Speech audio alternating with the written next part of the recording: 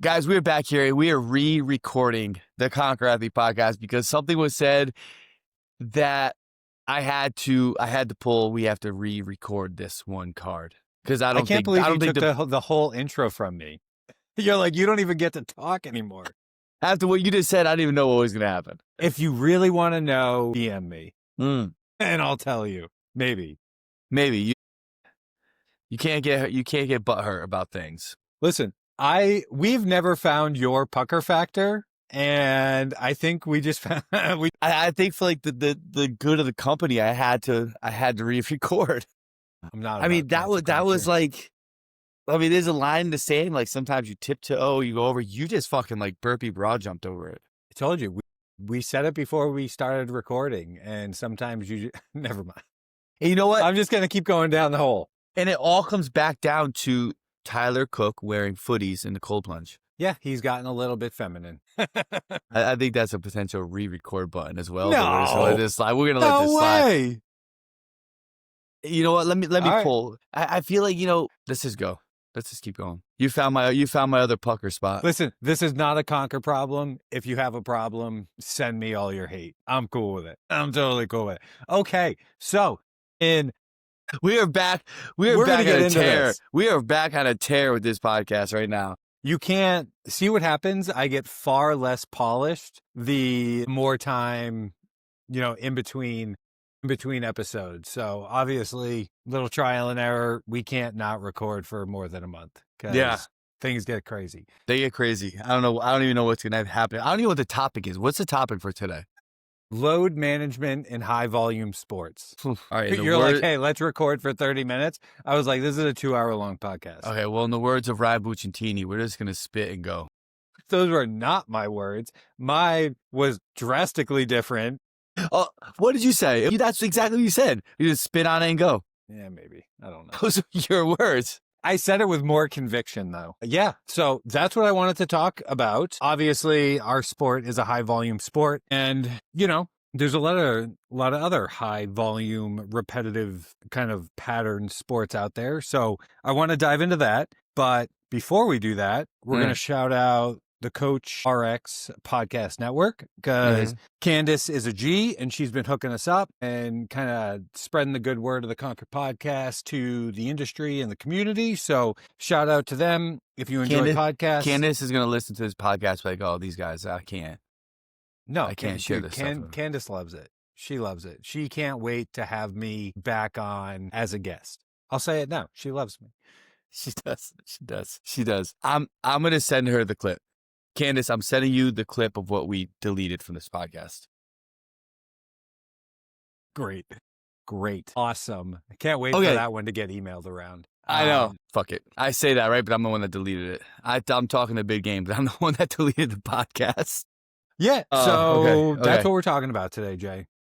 Load management in high volume sports. Did I get that correct? Yes, sir. I love this topic because I think this topic is uncharted territory around what the human person can withstand and perform and do, because we know from textbooks and reading and research, and we have this ideology and philosophies around volume and intensity, and it was so structured, and to me it lived inside of a box based around traditional strength and conditioning, and I think it lived in a box because of the work that people were doing in the past weren't as readily and easily talked about, because like you read, and I'll keep trying to unravel what I'm thinking and what I'm trying to say. And like I said, we didn't prepare for this. And sometimes I like that better because it's just like spitfiring right off your brain. But you look at traditional textbooks on plyometrics and sprint training and power work and conditioning work and threshold work. And they give you prescriptions and blueprints and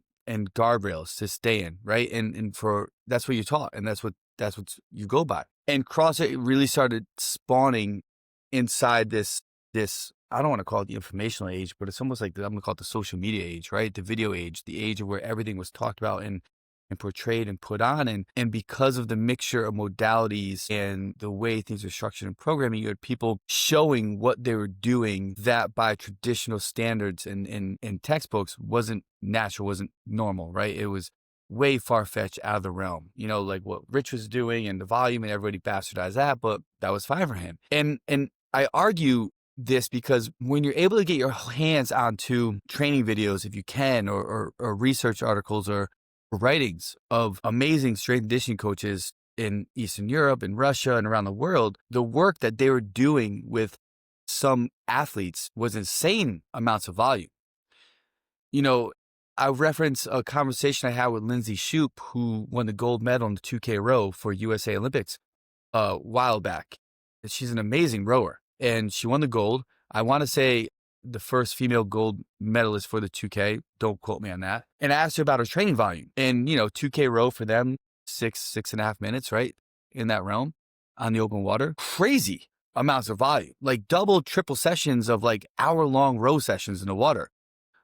Tapping threshold components every single session in the way she described to me her training and the effect of it. Every single session, 5-6 days a week, with strength training involved in that almost daily to get to where she was, right? I talked to one of my good friends who was the first head strength and conditioning coach at UFC PI out in Vegas, and he was at the USA Training Center, and he tells me stories about the plyometric volume that Apollo Oto'ono, I think I said his last name correct, I might have messed up. He was a speed skater for USA Olympics, right?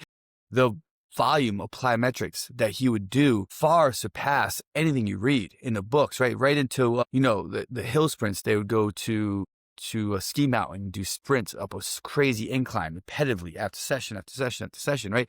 To build that strength and that power and that endurance. But that stuff wasn't like, hey, check me out on Instagram. Here's what I'm doing today. Coaches trying to make their name by showing what they're doing. It's almost like more of a closed door approach, right? And then as social media spawned and video was spawned, this pursuit of attracting online clients and programming bastardized stuff, but also not really exploited, but showed the volume that people were doing. I still think that in regards to mixed modal sports, in regards to people really understanding what the body can do, for a vast majority of strength coaches, it is uncharted territory. And it's still uncharted with different styles of athletes, right? So the athletes that are able to get great amount of sleep and recovery and proper nutrition and hydration and put emphasis on proper movement protocols, they can sustain more volume. And athletes that have come to you with an enormous athletic base, right? You think about people that come to you that might have been wrestling and wrestlers and lacrosse athletes and had this huge broad base of participation in sports that require lots of attributes of fitness, from VO2 to aerobic threshold, aerobic capacity, anaerobic threshold, strength, power, endurance, right? And they've been doing that for a long time. They're coming to this huge, enormous GPP. These people have potentiation to sustain more volume. I think where we get in trouble is when we as coaches start to grasp onto the idea that we really don't understand what the body can do or handle or how far the body can go, but we start getting glimpses of it and we start getting thoughts and ideas around it and seeing what some people are doing. And then we get in trouble by trying to apply those methods and thought processes to people that aren't ready for it yet. And with load management in mixed modal sports and the premise around volume, I think that's where we get into trouble, is by taking what some people have done, have had extreme success over, what we see people doing, and then trying to give it to people who aren't ready for it, who aren't at that level yet, right? And we understand, or we should understand, the processes to get athletes in the proper position to be able to sustain more volume and i.e. intensity, depending upon where they are with the sport, by building proper structural integrity, tissue and ligament density, and resilience, and building movement quality, and enhancing recovery protocols, and understanding breathing techniques to up and down regulate. And then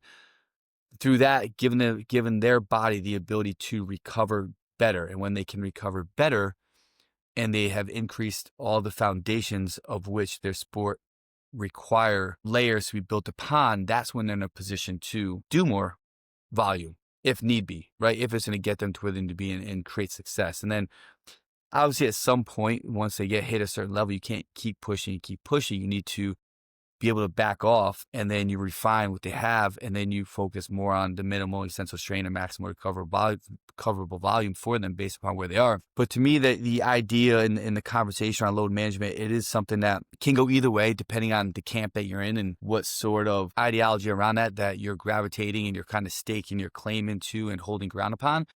But to me, I don't really stake my claim in anything except for understanding the demands of the sport, understanding the person and where they are and at what stage they're ready for, and then put them in a position to do the proper amount of work that's necessary for them to be successful based on what their goals are and what their potentiation for success can be within inside the sport. What I mean by that is, you take someone like me, it doesn't matter how much how much GPP I'm built up, how much structure work, whatever I do, like I'm not going to be in a position to sustain work like a Ricky Gerard, right? If we're talking about CrossFit, or be able to sustain the work needed to be a 400, 800 meter sprinter or a thrower, things like that, right? So that's what I meant by the person's potentiation for success inside the sport. I took a lot of notes. I completely agree with you. The things that I take away from that are what I call attrition training, right? So I think attrition training is exactly what you're talking about, where somebody has found success, and we see it within the sport. Like, it's very clearly documented. There's a lot of coaches talking about minimum standards for certain levels of the sport, and then you just kind of haphazardly throw athletes into that volume, right? So it's not really a game of skill. They could actually be a very highly skilled athlete, but they lack the proper volume progressions. And then it's just like, hey, can you hold on? Mm-hmm. And that's a huge problem in the sport, right? That's a fast track to burnout. That's a fast track to hormone issues. That's a fast track to just injury and like not developing durable athletes, because you're just fast tracking them in volume without building the actual foundation of things. So when I see that, I always go back and I like ask the coach or like talk to the coaches and be like, all right, like what was your progression strategy to get people to that? Or like, if you're interested in taking them from A to B, like, like function, you want to use the term like functional volume on like what people can handle either in a session or a week. All right, well, like, how are you progressing that? What is that looking like? How are you accounting for tissue tolerance, tendon and ligament resiliency? Like, how are you actually thinking about that to get those systems in the body to adapt? I think, movement economy, like you kind of touched on that, that's always going to be the foundation of this. Like the better the mover, the better the volume tolerance is going to be long-term, right? Like the less wear and tear. So I think that's something a lot of coaches don't put a big enough priority on. Like we talk about movement economy from a energy expenditure standpoint, but we don't always refer back to it when we're talking about resilience and durability, especially at the high levels of the sport. Like we've seen athletes who can handle huge amounts of volume, but don't last in the sport because of the movement economy side of the house. So then you can even argue that they can't handle huge amounts of volume, right? Yeah. Absolutely. Yeah, absolutely. And I think to kind of like put a bow on all of that and just to kind of recap in my own words what you just said, I think coaches more times than not are always prioritizing external load without proper principles or practices to track internal load, right? And like internal load is always going to be a reflection of the external load applied to an athlete, right? So, for people that don't know, like external load, we're talking about like, distance, or we're talking about weight or load or intensity or things like that. And then internal load is really going to be that like physiological response with heart rates, HRV, RPE, like how hard did that feel, perceived efforts, lactate levels, things like that have kind of the both a physiological and hormonal response to people. And when that stuff goes untracked for long periods of time, because you're just focused on prioritizing that driving of external load, either faster, heavier, or more, we start seeing issues. 100%. And actually, that ties into a great point that I wanted to chat about. And I didn't think about it when you asked me the question. I just thought about it as you were talking. Dr. Tim Gabbett, have you ever heard of him? I've heard the name. Yeah, so Dave Tilley talks about him a lot. And Dave Tilley has done a lot of work with him. If you guys don't know who Dave Tilley is, he's a physical therapist out of Champion, and he owns Shift Movement Science. And he is an amazing man, very smart individual. He's done a lot of work with managing load and stress on gymnasts. And I believe he's spoken to like the Gymnastics World Council, like something crazy about it. Wow. But Tim Gabbett is a renowned applied sports scientist. He's done not all his work, but an extensive amount of work, and he's mostly known for stress and load management in sport. And he's created something called the acute to chronic workload ratio, which is very similar to what you were kind of just talking about, right? And what it pretty much is he takes the acute load, which is the training load an athlete has experienced over a short period of time, and the chronic load, so the athlete's average training load over a longer period of time. So like the past training block, right? 4 weeks. And then based off some more information, which I'm not 100% familiar with, so I don't want to dive in. There's this ratio for individuals, right? That he wants people to fall into. And if they fall inside this ratio based around the acute to chronic load, then that's a sweet spot for training and progression. If they fall outside of it, then I believe it's saying that the acute load too high for what their body can handle, and that can lead to overreaching too soon, injury, more overtraining. If it's under this ratio, then that means that the acute stress isn't enough and they're not training hard enough for the demands of their sport, right? And it's this fascinating acute to chronic workload ratio. It's this fascinating equation and formula that he has to assist with just really like what you're talking about based upon everything we mentioned, from like who the athlete is, what their experience and exposure is. So that kind of dictates that overall amount of work they can do. And then what kind of stress is being put onto them on a daily basis. And do those numbers fall within what's right for them and the demands of the sport coming up? I mean, that's cool. I'm sure he's tracking it probably far closer than I realistically am, but I use, for some athletes, average session RPE times the duration of the session. And then that'll kick me out a number so I can see daily, okay, like how fatiguing was this session? And then at the end of the week, you can total that and you can get a weekly training load. And then you can start to make some correlations of, hey, I'm starting to feel a little run down. I'm starting to feel sick. And it's like, okay, well, maybe we've exceeded that weekly sort of like volume training load. And I know I need to pull it back. So it's definitely helpful day to day to see those things, because you can kind of micro adjust training sessions. If like it's super high and they're just like pinged out from an RPE from a session standpoint, you can, pull that back if it's higher than what you want it to be. So it's great from an undulating periodization standpoint. But if you train an athlete for, a long period of time, a couple months, you can start to see those trends, especially if you're tracking things like heart rate, HRV, stuff like that. And you can kind of start making those training correlations. I love that. I love that you do that.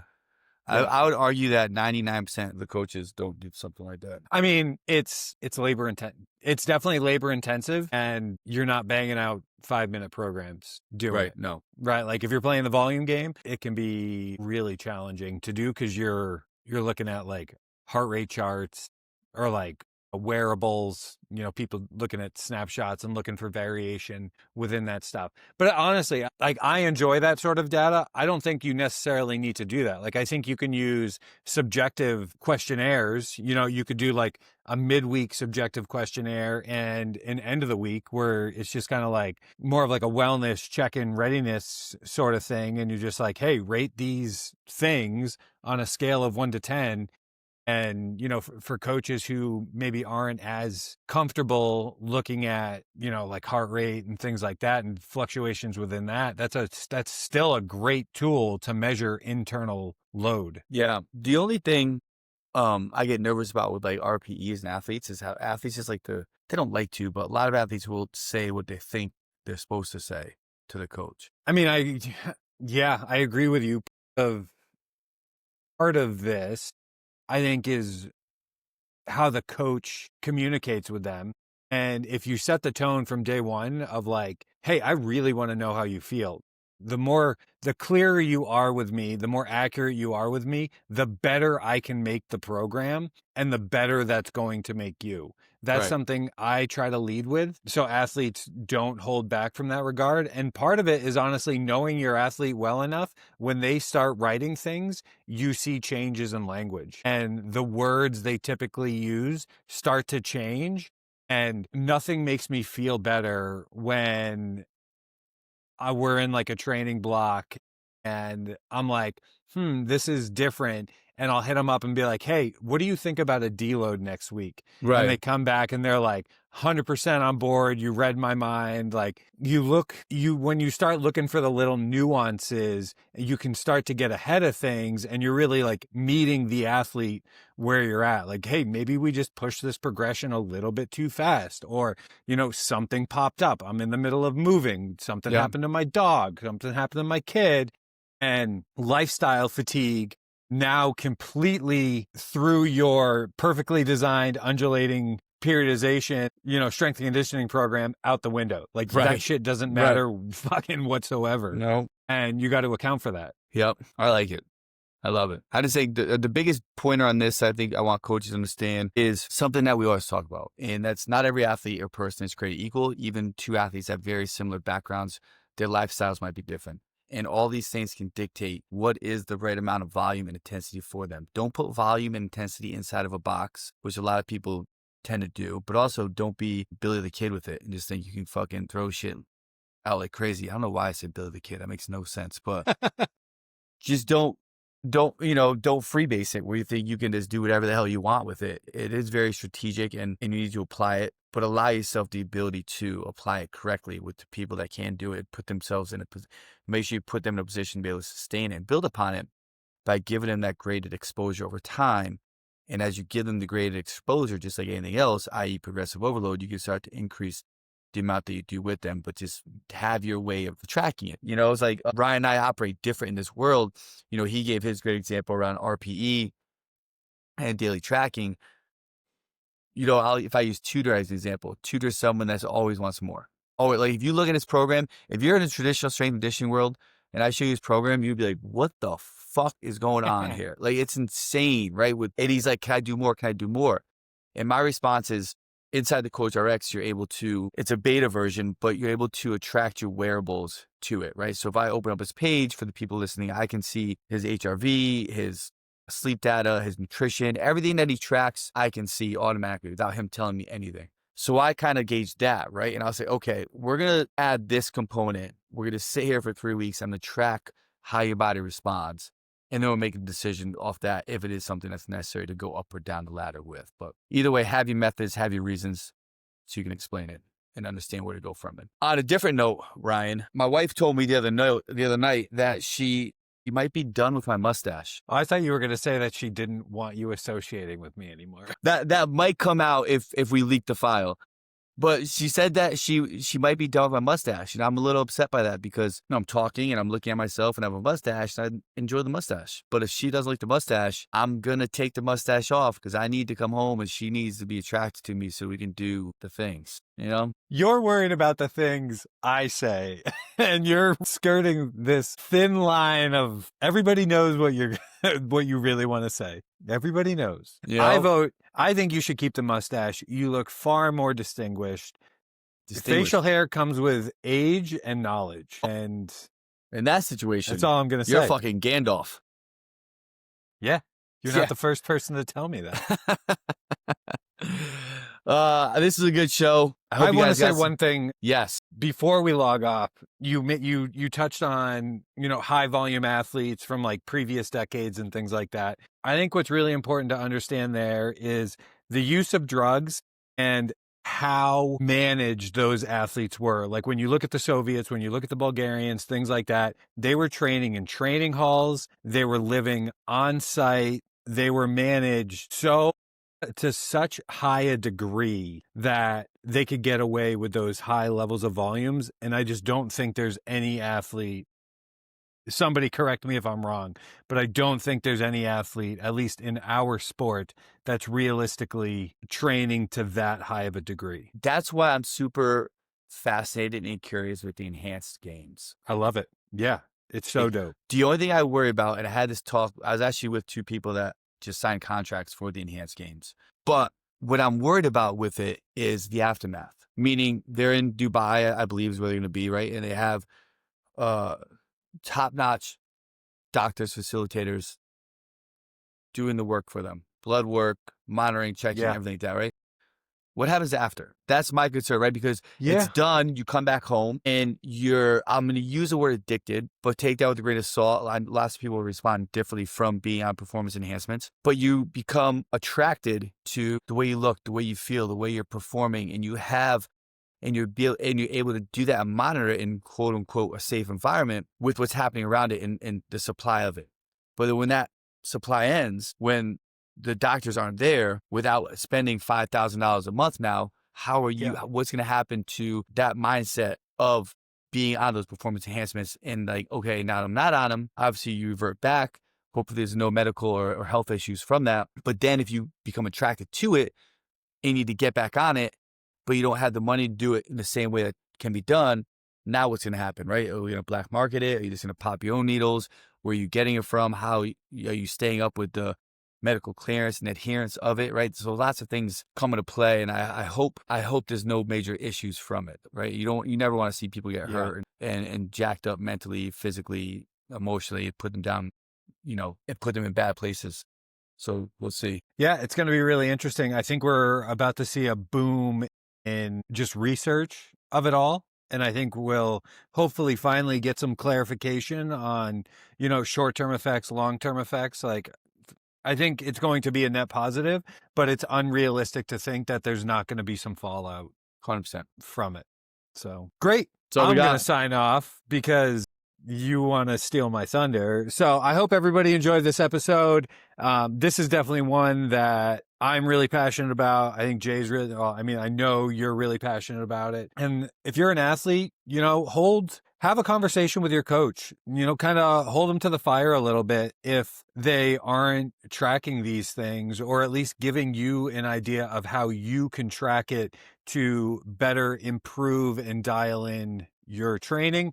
And if you're unhappy, just reach out. We'll take care of you guys. But yeah, that's it. It won't be another month before the next episode drops. So thanks, everybody. We are back to weekly. Yeah. Thanks everybody for sticking it out and sticking with us. But until next time. Till next time.